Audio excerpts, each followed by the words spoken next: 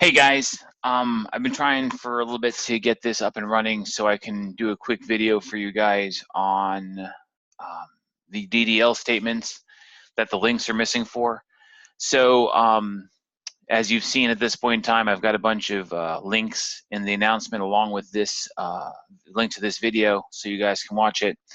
I just wanted to really quickly go over the DDL statements since I had this opportunity to, rather than just put the links out there, and kind of talk you through some of them, give you my insights, my thoughts on them. Every DBA, every developer kind of has different philosophies when it comes to how DDL statements should be written, different soapboxes they stand on. So I'll give you the benefit of hearing about mine. So the first thing I want to say is that T-SQL is a very logical language. It flows like normal speech would flow, and it's not like a real difficult like VB or C# where words, like, you have words that don't make any sense. They're not actual words. In T-SQL, the words are words we'd use to speak our regular language. So when the first DDL command we're going to talk about is create. So create. You want to create something, so we use the word create. It's pretty intuitive. And if you want to create a table, you say create table. You want to create a procedure, say create procedure. An index, say create index. It's like I said, just very intuitive. Then you have the schema name, and then you have the table name. So create table books, and you have a schema called books, and in the books table, in book schema, you have a table called horror. So create table books period horror. There you go. Then you define the columns, and you define the data types for the columns, and you define the constraints for the columns. So if we scroll down here a little bit, create table ot dot persons, person ID, the data type is number, and it's generated by default as identity. What that means is there's a constraint on this column that says it will automatically number the column 1, 2, 3, 4, 5 without having any input in there. That keeps it unique, and it's an ID column that makes it very valid as an ID column. Then you've got first name varchar2 50. I'll talk about that in a second. And then the constraint is not null, which means there has to be a value put in this row for this column, every row. Last name varchar2 50, not null. And then you've got a primary key on the person ID, which means that's going to be the first index it looks at. We'll talk more about indexing later. I'll make another video on how indexes work and how queries use them. But again, it's a very straightforward, simple, not super complicated here. I mean, you can make tables super complicated, but we're not really there yet, right? So name of the table, columns, data types, and constraints. So I'm going to take a moment and get on one of my soapboxes here about table creation. I want to talk quickly about data types. I'm providing a link in this announcement with data types so you guys can take a look at them. So, and the reason I bring this up is because one of the responsibilities of a database designer and administrator is to try to manage the size of the database. You can have 10, 15, 50 million rows in a table and still take up less space than a table with 35 to 40 rows, depending on the data types that you use, because each data type holds amount of memory space or disk space based on that data type. For example, if we look down here, a float data type requires a 1 to 22 bytes. Okay, so depending on the number, like if it's 1, 2, 3, it'll take up that many bytes of data. A long takes 2 to the 32nd power. It's a variable length up to 2 gigabytes. We don't use that unless we have to. Date is fixed at 7 bytes. And you think 7 bytes isn't a lot, right? You think 7 bytes isn't a lot, but let's say you've got dates in a table and it's 7 bytes, right? So 7 bytes, and let's say you've got 14 million rows. 7 times here. 7 times 14, 1, 2, 3, 4, 5, 6. That's 98 million bytes. Divide that by 1024.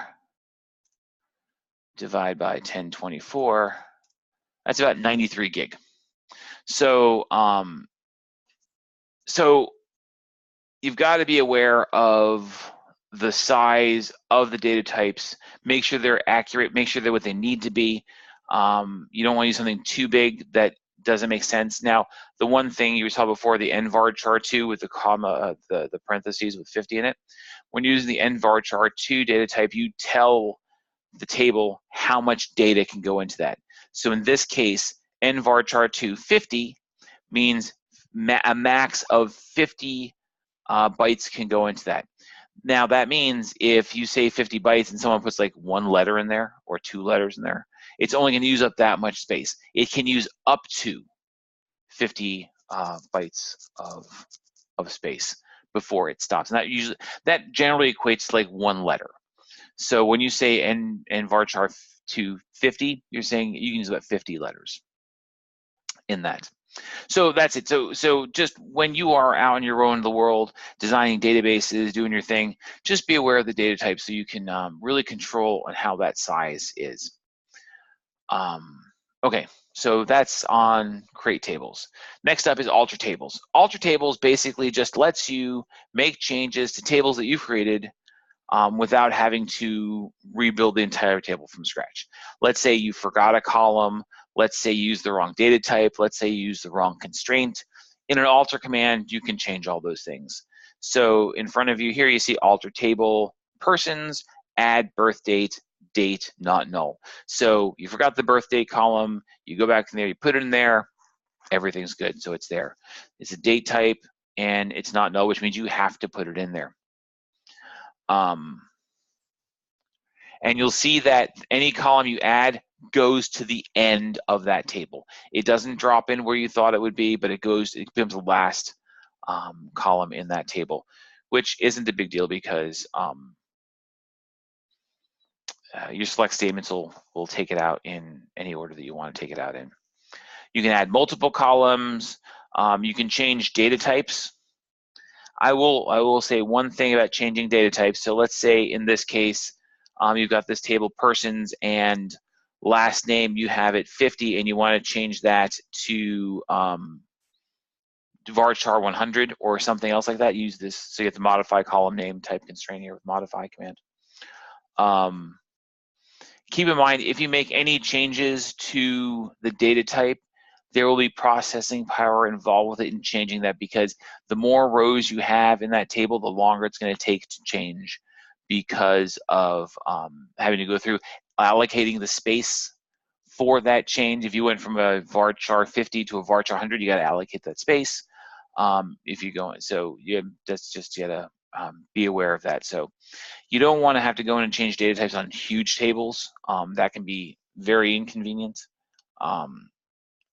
But let's so again, back to the soapbox of data types, maybe because I haven't really gotten off that yet.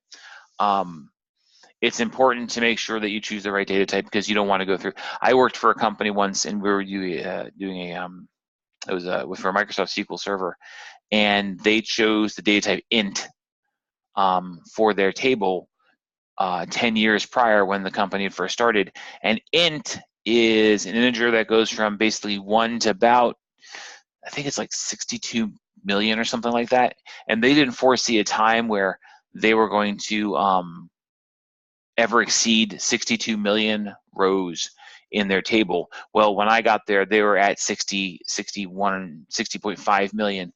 And we had to change that data type from an int to a big int. And it took like a day and a half to make that change happen because of the space that needed to be allocated. And the database grew by like 40% just by that one change. So again, be aware of data types. And I'm going to get off that soapbox now and moving on. So alter table allows you to change any existing part of a table, name, column data type, column constraint, anything like that. The alter command will let you take care of. The drop table is exactly what it is. It drops the table. we haven't really gotten to the constraints, but real quick, I'm going to go into what they call a foreign key constraint. So a foreign key constraint is when you have a table that is dependent on the data from another table. So for example, let me do this here real quick. So let's say I'm using Paint to do this because it's just the fastest way to do it. So let's say you've got a table here and you have it's a customer table. I'm going to draw another thing here called customer. I'm going to draw a line here and do customer. All right. So give me my text here and I'm going to do, oh my goodness gracious me, that's huge. Let's change my font to something reasonable. And let me change this box to a reasonable size. All right. All right, here we go. Customer.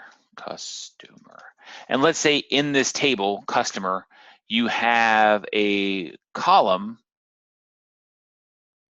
called state. Okay. So let's put this here and maybe a column called state. And we're going to call it nvarchar2 not null.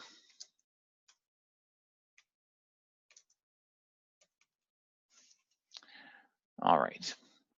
So now, one of the things about databases is you want to make sure that these are pretty much user-friendly, that no one can make a mistake and mistype something or something like that. So when you're talking like, let's say state, and it's a two character, like, you know, UT, FL, and Y, stuff like that. Let's say someone fat fingers NY and puts NZ, which is New Zealand, which isn't a state. We don't want that. We don't want any kind of fat fingering with the ends like that. So what we do is we link these tables to other tables, and we're going to call this one states. Okay. And with the states table, in here we've got 50 rows. We have a state ID, a state name, whatever we want, right? So let me do that real quick here. I know these lines aren't straight, but they're getting the job done. So here we have a state ID, and this will be a number, not null. And this will be down here, state name,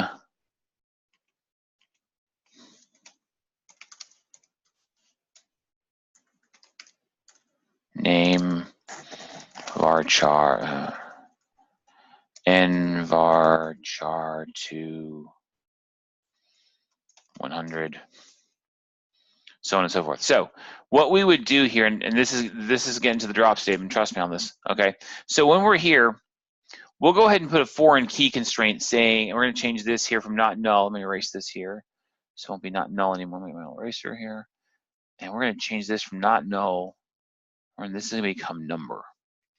And the reason why, and we'll talk about this more later, we're gonna connect these two columns together. So we're gonna do a foreign key constraint, meaning, and we're gonna put that there, and I need my little gizmo back here so I can draw another thing. So I'm gonna do this and go with that, and do that. So the foreign key constraint here says, if it is not in this table, it cannot be here.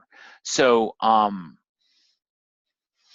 here we have all our states, and we want to do Utah. Let's say Utah is number 43. Then in this customer table will be 43, okay? And so when you do a lookup on the customer table, you're going to actually pull up a number in the state ID column that will tie into a number in the states table that will tell you the name of the state. And again, this is kind of getting complicated, and I apologize that you'll trust me, in 3 weeks, you'll know exactly what I'm talking about if you listen to this again. But the point about the drop is this: if I were to need, let's say I needed to drop the states table, right? There's a foreign key constraint here. So I can't drop this table because what'll happen is everything in this column, the state column over in customer, will be considered orphaned, and that's a bad thing in the data world. It's worse than nulls. Nulls are bad, orphans are slightly less bad.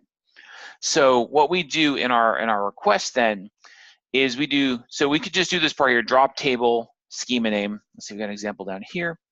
So we just have this create statement, the drop table persons, boom, done, table's gone.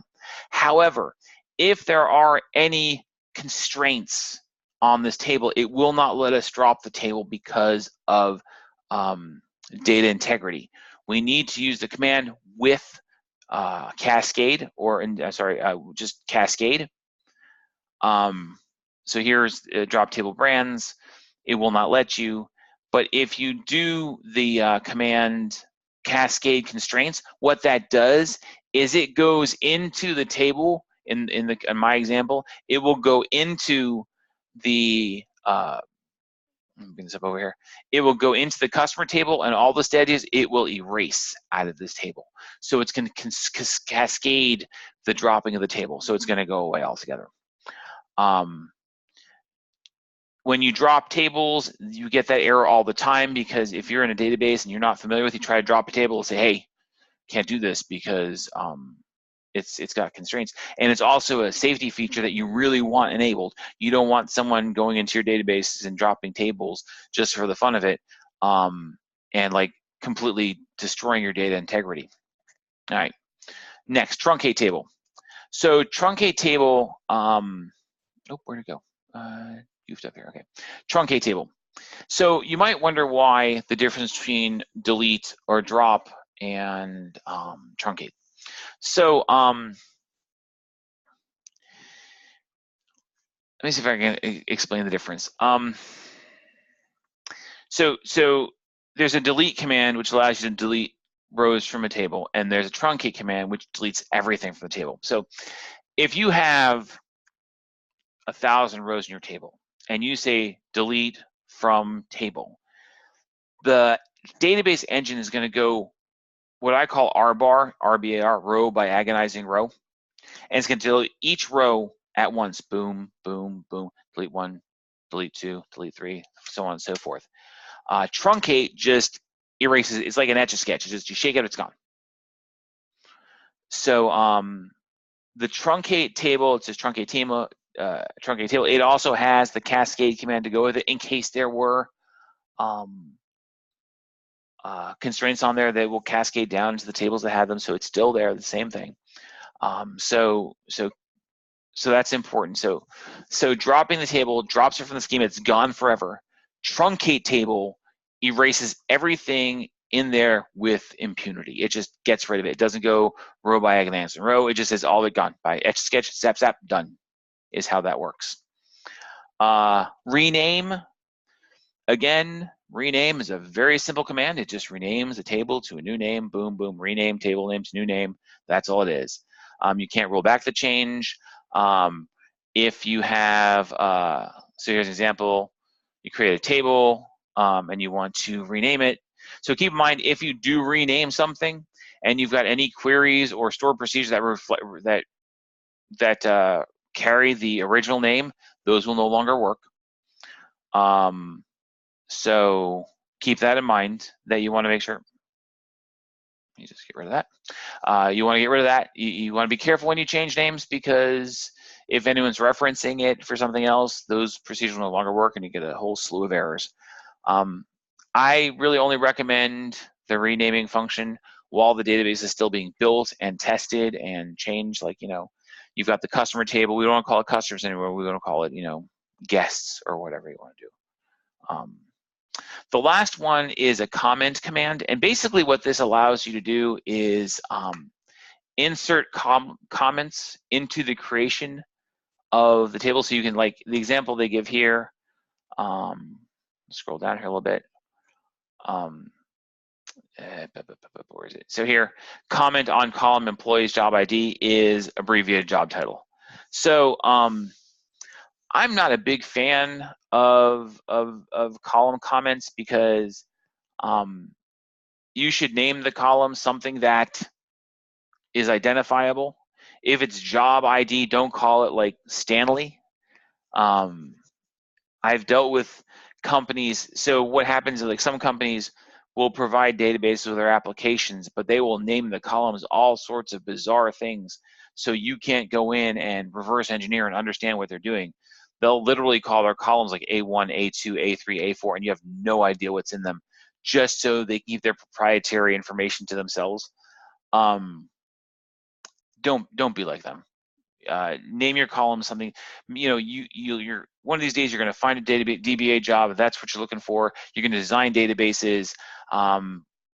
You may leave that job one day and you want to have a good reputation. So the next person that comes up after you, or the next person who comes up as you get promoted, comes up after you, you want them to look at the database and go, oh, I know exactly what this is. Not like, can you give me the dictionary that goes with this? Because none of this makes any sense to me. Okay, so that's that. So those are the commands that we're missing. Hopefully this made sense to you. If it isn't, just ping me, hit me on Discord, text me on Hangouts. I try to be as available as I can for you guys to answer your questions. But this is the overview of what was missing, and I hope this helps out. Thank you guys, and we'll talk to you later.